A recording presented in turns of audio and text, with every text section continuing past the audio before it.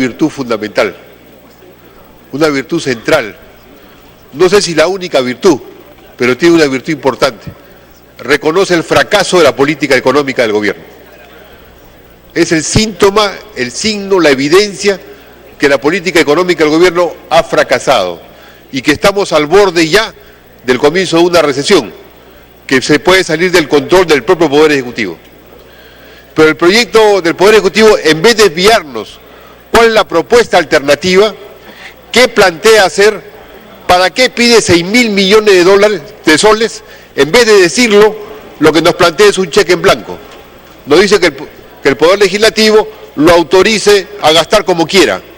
Si ya fracasó, ¿cómo puede enviar un proyecto de ley para seguir fracasando? Es evidente que en los últimos tiempos el Poder Ejecutivo se ha embarcado en una política de mayor endeudamiento externo. Hace poco el ministro de Economía y Finanzas hizo un viaje, y esto salió publicado expresamente, en el cual se decía que Perú financiará su déficit fiscal del 2016 con emisión de deuda. Nota del 23 de marzo del 2015. Perú financiará el déficit fiscal 2016, el cual se proyectó que sería 2.2% del PBI con la reapertura de bonos.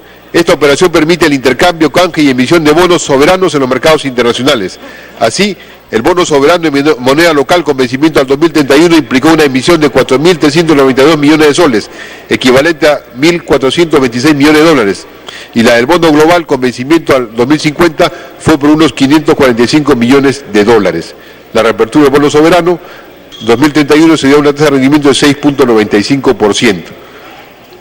De tal forma que el gobierno, que decía que tenía todas las cuentas cuadradas, ya empezó a recurrir al sector financiero, a la búsqueda de bonos soberanos para poder paliar o cubrir el déficit que estaba empezando a tener. Y ahora nos viene con el proyecto de ley en la cual trata de justificar el utilizar a libre disponibilidad 6.000 millones de soles, trata de justificarlo en función de decir que los gobiernos regionales y locales son incapaces para invertir, que como hay nuevas autoridades no se está haciendo inversión, cuando la manera explícita de este gobierno ha sido en los últimos 2 años recentralizar el gasto de tal forma que le ha quitado atribuciones a gobiernos locales y regionales para ejecutar su gasto.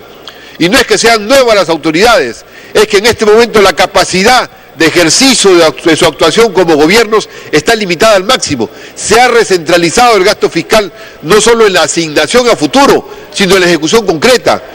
De ahí que todos indican, todos reconocen, y el gobierno ahora tiene que reconocerlo.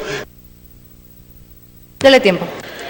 Que los gobiernos regionales y locales están con una dificultad, pero en vez de decir vamos a solicitar dinero y poner las partidas en las cuales se va a fortalecer esos gobiernos locales y regionales, ese dinero va a ser para que el gobierno central siga intentando gastar él en regiones y localidades, acentuando el centralismo fiscal. Esto se ve en el hecho de que no hay ninguna propuesta que tenga que ver con los municipios afectados y las regiones afectadas con la disminución del canon petrolero.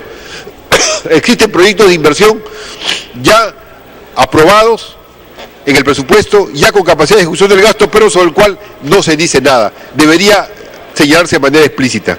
Un elemento adicional es el hecho de que la principal endeudamiento que tiene que el gobierno poner en marcha en estos días es el que tiene que ver con la refinería de Talara, el proyecto de modernización de la refinería de Talara. Y el gobierno acaba de hacer un acto antijurídico, acaba de regalarle 300 millones de dólares al grupo Graña y Montero por lotes 3 y 4 de Petroperú, con lo cual no solamente le ha quitado dinero a Petroperú y ha hecho un acto ilegal e ilegítimo, sino que además ha puesto en riesgo la propia operación de endeudamiento para la refinería de Talara.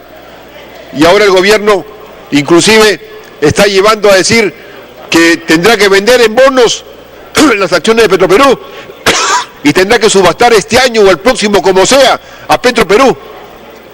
El gobierno se mete por cometer actos ilegales de favorecer a una empresa, se mete en generar una crisis de su propio financiamiento, y sobre eso no dice nada.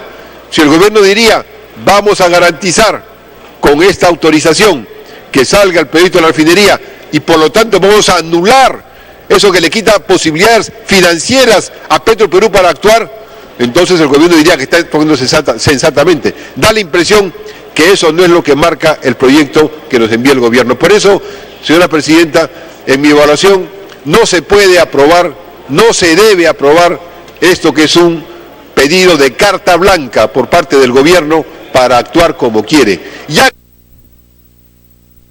dele tiempo. De ley, cuando mandó proyectos de ley, y voy terminando, fundamentalmente destinados a reducir el costo laboral. Se acaba de presentar otro proyecto de ley para reducir el costo laboral en los empleos jóvenes. Se acaba de presentar por parte de un congresista del oficialismo. Y el gobierno insiste en volver a la ley Pulpín y volver a tratar de abaratar los costos del sector privado a partir de reducir el costo laboral. Eso será parte también de esta política en la cual esos 6.000 millones van a ser manejados por la caja fiscal a su antojo del gobierno actual. Nos parece, señora presidenta, de que el gobierno, si reconoce que ya cometió un inmenso error que nos ha llevado a la crisis, no debemos darle una carta blanca para que cometa un error todavía mayor, que nos precipite al país en medio de el último año de este gobierno, cercano a las elecciones generales, que en medio de esas circunstancias se produzca una crisis financiera en el país, ciertamente no sería bueno. Por eso lo mejor es devolver el proyecto al gobierno y que el gobierno mande un proyecto de ley explícito, concreto, que diga, por ejemplo, que se requiere estas autorizaciones en función de permitir el financiamiento de Petroperú y del proyecto de refinería, en función de garantizar recursos reales para los gobiernos locales y regionales para que ellos sean los que promuevan la inversión, en función de darle créditos y asistencia técnica a los millones de micro y pequeños empresarios agrarios y urbanos que hay en todo el país, en función de facilitar el acceso a servicios públicos en educación y en salud a una mayoría nacional que permita orientar mejor el gasto. Creo que si presentara el gobierno propuestas que le permitieran reconocer que hay que modificar estos criterios, serían posiblemente aprobados. Y si además nos permitirían salir de este férreo endeudamiento con el sector financiero. El gobierno en este momento ya no maneja la economía, sino la ha entregado al sector financiero.